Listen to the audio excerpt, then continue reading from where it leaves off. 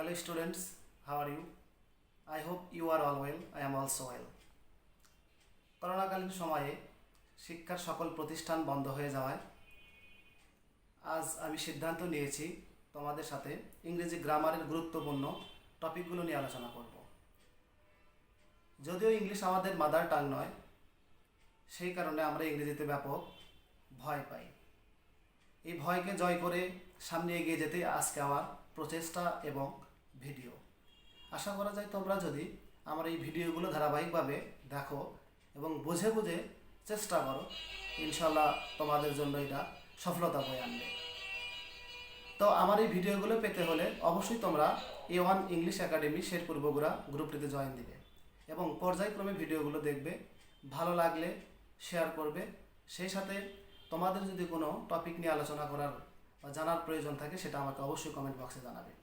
তো সুপ্রিয় বন্ধুরা, আজকে আমি যে বিষয়টা নিয়ে আলোচনা করব যেটাকে বলা হয় ইংরেজি গ্রামারের প্রাণ, যেটা ছাড়া ইংলিশকে কল্পনাই করা যায় না। টপিকটার নাম হচ্ছে টেন্স। তো সুপ্রিয় বন্ধুরা, চলো আমরা সহজ সরল ভাষায় টেন্স সম্পর্কে বিস্তারিত জেনে নিই। টেন্স, সর্বপ্রথম আমরা জানব টেন্স কি। টেন্স হলো ক্রিয়া সম্পন্ন হওয়ার সময়কাল। ক্রিয়াটা কি? ক্রিয়া মানে কাজ, অর্থাৎ ভার্ব কোন সময়ে সম্পন্ন হলো এই সময়কালটাকেই বলা হয় টেন্স। তাহলে আমরা জানলাম কি যে ক্রিয়া সম্পন্ন হওয়ার সময়কালকেই বলা হয় টেন্স। এই টেন্সকে 3 ভাগে ভাগ করা যায়, যথা প্রেজেন্ট, পাস্ট, ফিউচার। অর্থাৎ ক্রিয়া সম্পন্ন হওয়ার সময়কালকে টেন্স বলা হয়। টেন্স মূলত 3 প্রকার: present tense, past tense, future tense. এই ক্রিয়া যদি বর্তমানে কাজ সম্পন্ন করে তাহলে সেটা প্রেজেন্ট টেন্স। এই ক্রিয়া বা ভার্ব যদি অতীতে কাজ সম্পন্ন করে থাকে তাহলে সেটা পাস্ট টেন্স। এই ক্রিয়া বা ভার্ব যদি ভবিষ্যতে কোনো কাজ সম্পন্ন করবে এরকম বোঝালে হবে ফিউচার টেন্স। আমি উদাহরণের মাধ্যমে বিষয়টা ক্লিয়ার করছি। যেমন they play football. They play football, তারা ফুটবল খেলে। এটা বর্তমানকে বোঝানো হচ্ছে, যার কারণে এটা হচ্ছে প্রেজেন্ট টেন্স। আবার দে প্লেড ফুটবল, তারা ফুটবল খেলেছিল, এই যে অতীতকে বোঝাচ্ছে, যার কারণে এটা past tense. They will play football, তাহারা ফুটবল খেলবে, যেটা ভবিষ্যৎকে বোঝাচ্ছে, যার কারণে এটা ফিউচার টেন্স। তো সুপ্রিয় বন্ধুরা, আমরা সর্বপ্রথম বুঝলাম বা জানলাম যে ক্রিয়া সম্পন্ন হওয়ার সময়কালকেই টেন্স বলা হয়। টেন্স প্রধানত 3 প্রকার: present tense, past tense, future tense. বর্তমানকাল, অতীতকাল, ভবিষ্যৎকাল। এই প্রত্যেকটাকে আবার 4 ভাগে ভাগ করা যায়। যেমন present,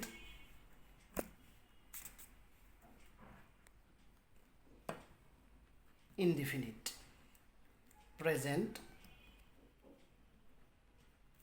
continuous, present perfect, present perfect continuous.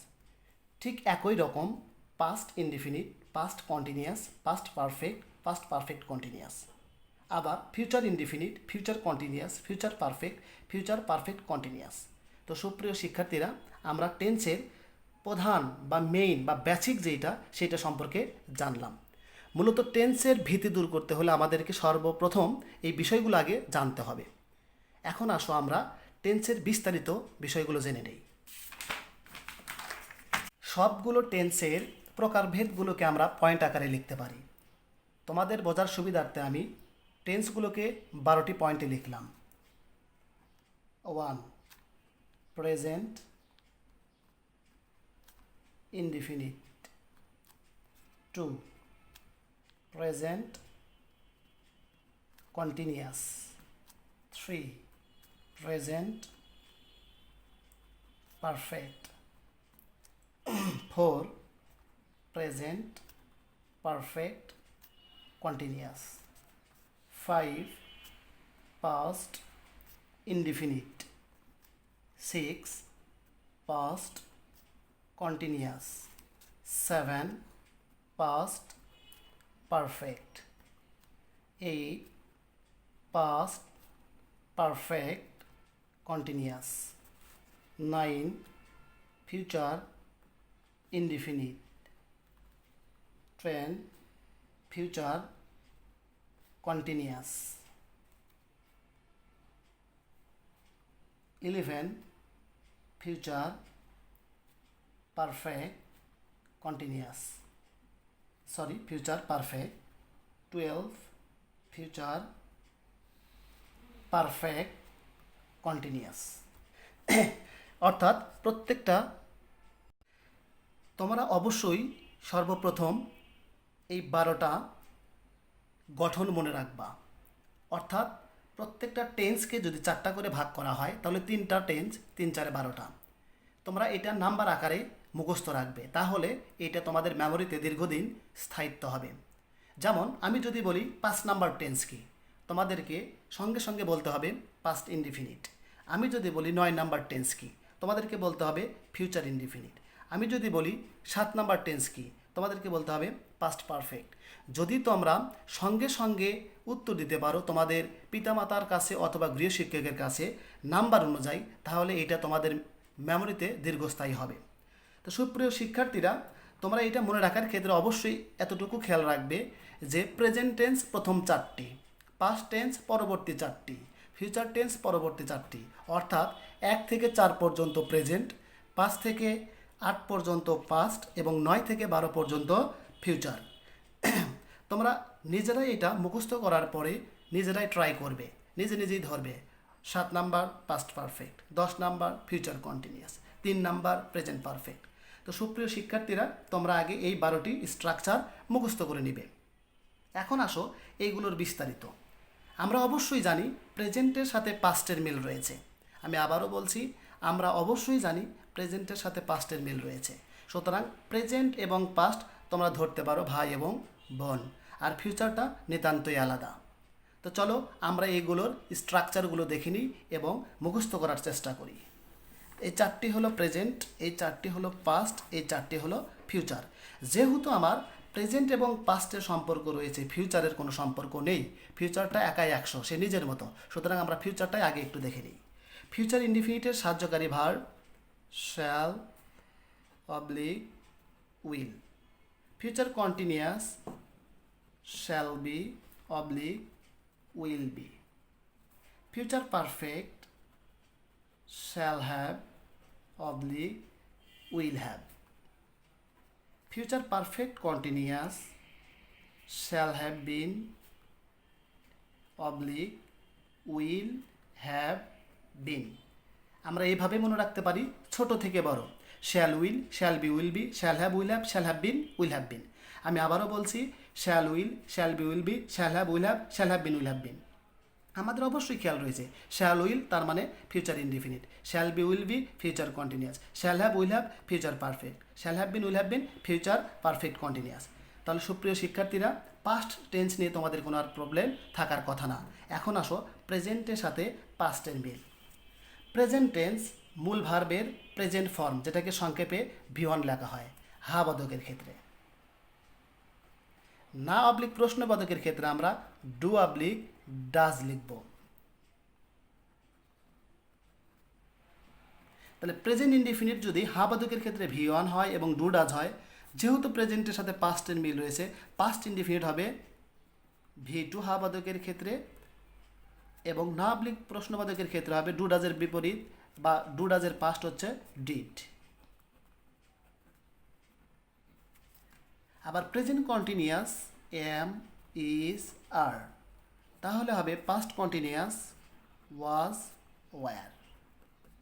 Present perfect হবে হ্যাভ, হ্যাজ।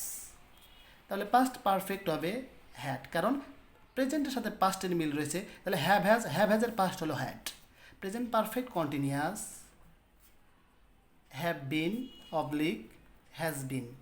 তাহলে হ্যাভ বিন হ্যাজ বিনের বিপরীতটা হচ্ছে হলো, অর্থাৎ পাস্টটা হচ্ছে হলো হ্যাড বিন। এই তো শিক্ষার্থীরা, টেন্স শেষ। তাহলে টেন্সের জড়তা কেমনে আসে? তোমরা সর্বপ্রথম 12টি গঠন মনে রাখবে। কি?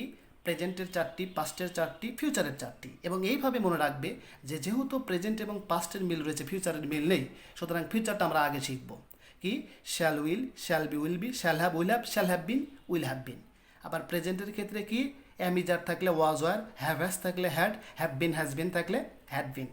তোমরা এভাবেও এটাকে আয়ত্ত করতে পারো, অথবা বিকল্প হিসেবে আমি ছকের সাহায্যে তোমাদেরকে জানিয়ে দিতে পারি। যার যেটা ভালো লাগে তোমরা সেটা থেকেই অবশ্যই শিখে নেবে। তো সুপ্রিয় শিক্ষার্থীবৃন্দু, আমরা এইভাবেও টেন্স শিখতে পারি।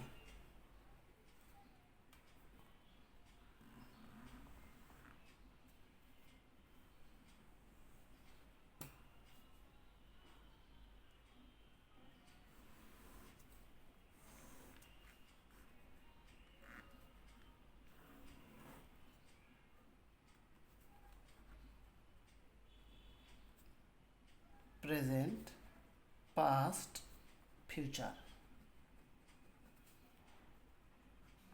ইনডিফিনিট,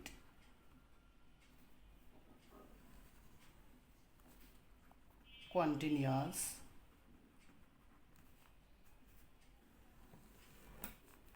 পারফেক্ট,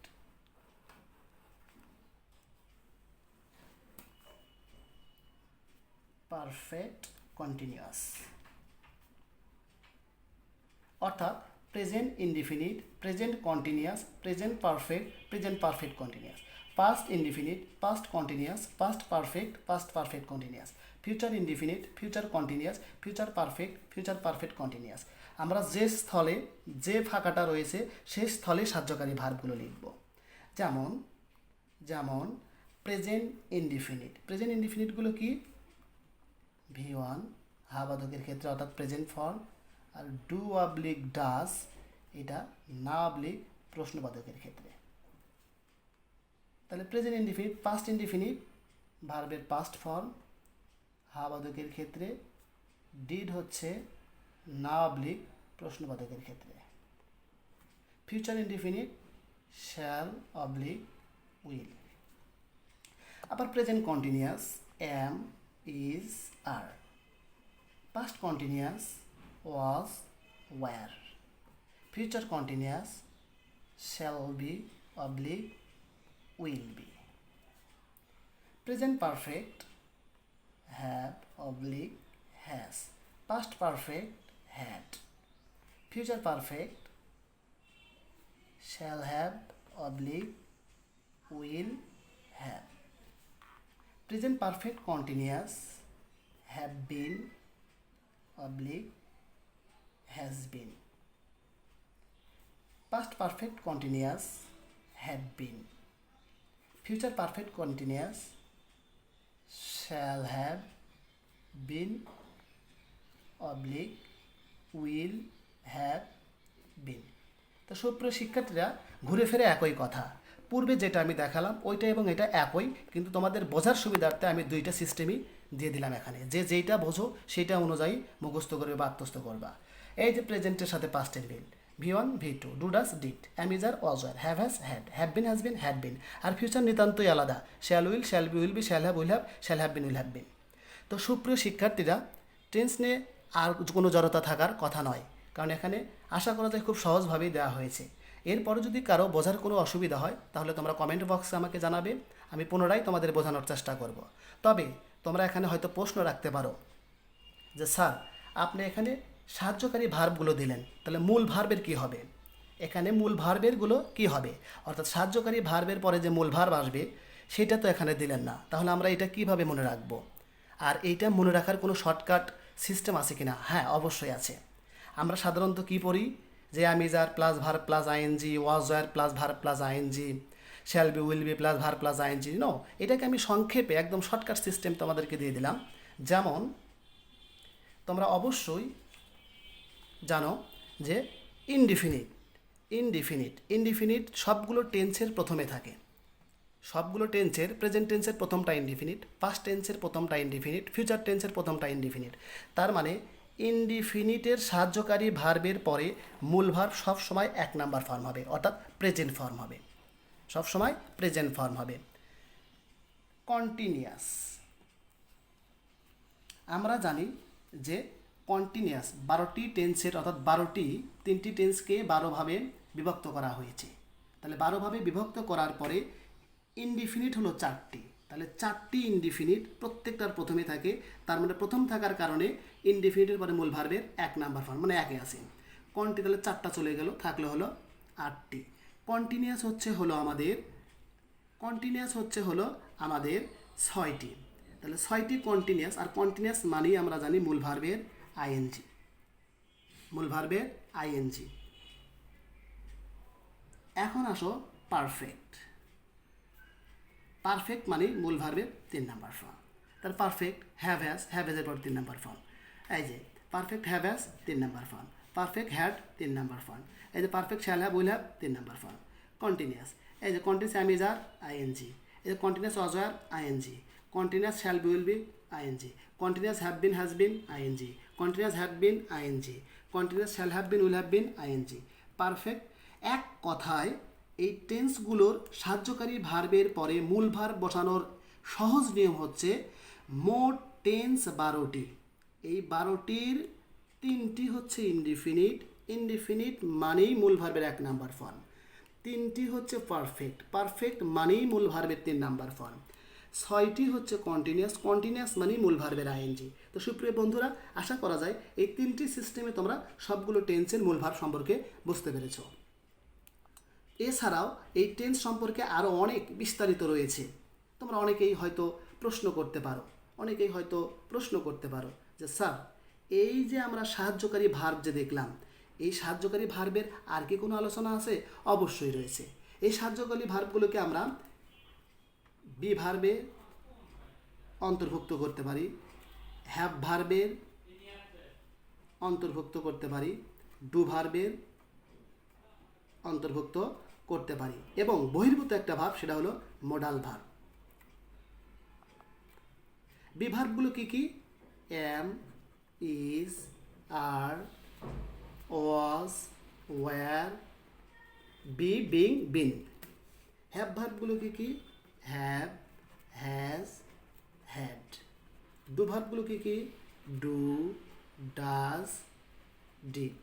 আর মোডাল ভার্বগুলো কি কি? মোডাল ভার্বগুলো হলো can, could, shall, should, will, would, may, might, must, ought to, going to ইত্যাদি। তো সুপ্রিয় শিক্ষার্থীরা, আজকে এই পর্যন্তই টেন্স সম্পর্কে বিস্তারিত আলোচনা করা হলো। পরবর্তীতে ধারাবাহিকভাবে ইংলিশ গ্রামারের বিভিন্ন টপিক নিয়ে আলোচনা করা হবে। তোমরা অবশ্যই আমার এই গ্রুপের সাথে যুক্ত থাকবে এবং পরবর্তী ভিডিওগুলো দেখে উপকৃত হবে। প্রশ্ন থাকলে প্রশ্ন করবে। আল্লাহ হাফেজ, সকলেই ভালো থাকো, সুস্থ থাকো, ঘরে থাকো।